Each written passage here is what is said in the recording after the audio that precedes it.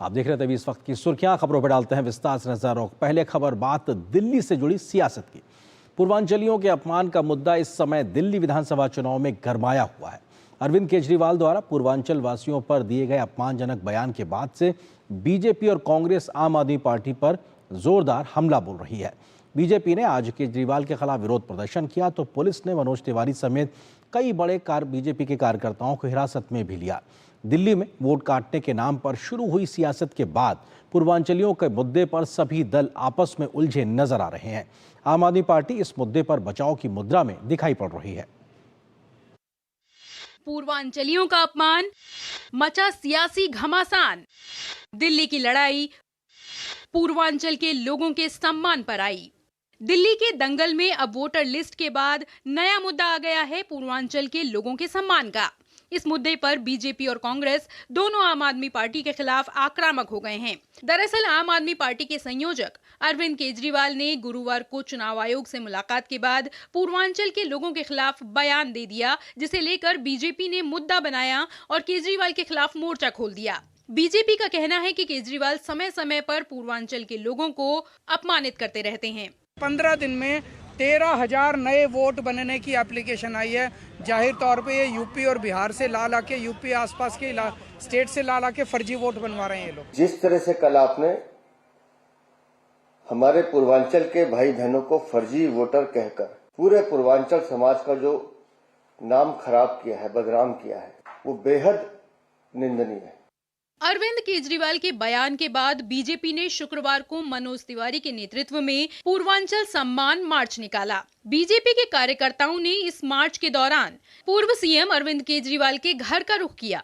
इस दौरान पुलिस और कार्यकर्ताओं के बीच झड़प भी हुई। दरअसल नारेबाजी करते हुए प्रदर्शनकारी फिरोज शाह रोड स्थित केजरीवाल की आवास की ओर बढ़ रहे थे। उन्हें रोकने के लिए पुलिस ने बैरिकेड लगा रखे थे। उसे तोड़ने का प्रयास कर रहे प्रदर्शनकारियों पर पुलिस ने पानी की बौछार की। इस दौरान मनोज तिवारी और कुछ कार्यकर्ताओं को हिरासत में लिया गया, जिन्हें बाद में रिहा कर दिया गया। बीजेपी ने इस मामले में केजरीवाल से माफी की मांग की है, लेकिन आम आदमी पार्टी बीजेपी को पूर्वांचल विरोधी बता रही है। जिन लोगों के बल पे अरविंद केजरीवाल 3 बार मुख्यमंत्री बने, आज उनको इतना फ्रस्ट्रेशन हो गया कि आज गाली देने पे उतारू हो गए। मैं दिल्ली के पूर्वांचल के नेताओं से पूछना चाहता हूं, जब पार्लियामेंट में जेपी नड्डा जी ने पूर्वांचलियों को घुसपैठिया बता दिया था, तब मनोज तिवारी कहाँ छिपे बैठे थे? इनका पूर्वांचल मोर्चा कहाँ गायब हो गया था? यही नहीं, कांग्रेस भी खुलकर इस मामले में आम आदमी पार्टी पर हमला कर रही है। कांग्रेस का कहना है कि केजरीवाल पूर्वांचल के लोगों का अपमान कर रहे हैं। केजरीवाल जी ने एक बार यूपी बिहार के लोगों के लिए भी बोला था, मैं बहुत सुख सुविधाएं दे रहा हूं अस्पतालों पे, पर ये यूपी और बिहार के लोग यहाँ आ जाते हैं, दिल्ली वालों का हक। ये कहा था। बीजेपी का आरोप है कि केजरीवाल पहले भी पूर्वांचल के लोगों का अपमान करते रहे हैं। उनके मन में बिहार यूपी वालों के लिए नफरत भरी हुई है। दरअसल दिल्ली में बड़ी संख्या में पूर्वांचली वोटर्स हैं जो तमाम सीटों पर सीधे असर रखते हैं। ऐसे में उनके अपमान का मसला बड़ा सियासी मुद्दा बन सकता है। धीरज कुमार के साथ ब्यूरो रिपोर्ट, डीडी न्यूज। तो इधर दिल्ली विधानसभा चुनाव के लिए आज अधिसूचना जारी कर दी गई है। इसी के साथ नामांकन प्रक्रिया भी आज से शुरू हो चुकी है। उम्मीदवार अपना नामांकन 17 जनवरी तक दाखिल कर सकते हैं। 18 जनवरी को नामांकन पत्रों की जांच की जाएगी। 20 जनवरी तक नाम वापस लेने की तारीख है। तो 5 फरवरी को वोटिंग होगी और 8 फरवरी को दिल्ली की सत्ता पे कौन काबिज होगा, ये बात नतीजों से पता चल जाएगी। दिल्ली में चुनावी संग्राम, आरोप प्रत्यारोप का दौर शुरू, लुभावने वादों का खुला पिटारा। चुनाव आयोग ने शुक्रवार को दिल्ली विधानसभा चुनाव के लिए अधिसूचना जारी कर दी। इसके साथ ही नामांकन प्रक्रिया शुरू हो गई। उम्मीदवार 17 जनवरी तक नामांकन दाखिल कर सकेंगे। वहीं नामांकन पत्रों की जांच 18 जनवरी को की जाएगी। उम्मीदवारों के पास 20 जनवरी तक नाम वापस लेने का विकल्प है। विधानसभा चुनाव के लिए अधिसूचना जारी होने के साथ ही दिल्ली में प्रचार अभियान तेज हो चुका है। एक ओर जहां आम आदमी पार्टी सत्ता में बने रहने के लिए लुभावने वादे कर रही है, वहीं निर्वाचन आयोग पर जानबूझकर मतदाताओं के नाम वोटर लिस्ट से हटाने का आरोप भी लगा दिया है।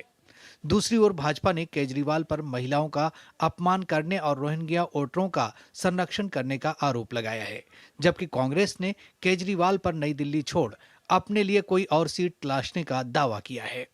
मैं भारतीय जनता पार्टी से पूछना चाहता हूं, 10 साल के अंदर आपने कच्ची कॉलोनियों के लिए क्या किया? अस्पताल बनवाए, मोहल्ला क्लिनिक बनवाए, स्कूल बनवाए, उनको इज्जत और सम्मान की जिंदगी दी है मैंने। आप इस जुगाड़ में लगे रहें कि किसी तरह से बांग्लादेशी और रोहिंग्या के वोट ना कटें। नई दिल्ली में जहां 3-3 साल पहले लोगों के घर टूट गए, उनको द्वारका शिफ्ट कर दिया गया, वो वोट ना कटें।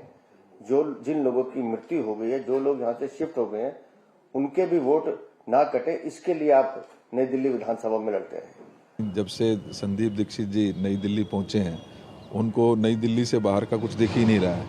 वो कभी कहते हैं वहाँ पे पैसे बट रहे हैं, कभी कहते हैं कि बाहर के लोगों को यहाँ पे रजिस्ट्रेशन किया जा रहा है। मुझे एक बात का एहसास होता है कि केजरीवाल जी एक नई सीट की तलाश में हैं।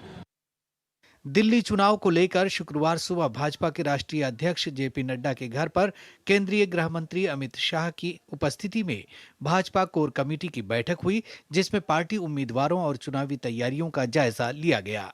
इस बीच कांग्रेस का एक प्रतिनिधिमंडल दिल्ली चुनाव आयोग पहुंचा और शिकायत दर्ज कराई। दिल्ली विधानसभा चुनाव में केजरीवाल की आम आदमी पार्टी ने अब जाट कार्ड खेला है, जिस पर भाजपा ने आम आदमी पार्टी पर जमकर पलटवार किया। बहुत दुख के साथ कहना पड़ रहा है कि जाटों के नाम पर जो व्यक्ति राजनीति कर रहे हैं, उन्होंने कभी दिल्ली में जाटों के हक की आवाज विधानसभा में नहीं उठाई। मुझे आज इस बात की बहुत तकलीफ है कि आपने हमारा हक नहीं दिया। ये बात तो एक तरफ, आप हमारे नाम पे दिल्ली में भ्रम की राजनीति करना चाहते हैं। इस दौरान दिल्ली के संवेदनशील इलाकों में चुनाव की सुरक्षा व्यवस्था को लेकर दिल्ली पुलिस ने सतर्कता बढ़ा दी है। इस बार दिल्ली में आप भाजपा और कांग्रेस के बीच कांटे की टक्कर है। दिल्ली में 5 फरवरी को एक चरण में चुनाव होगा और 8 फरवरी को मतगणना होगी। Bureau report, DD news.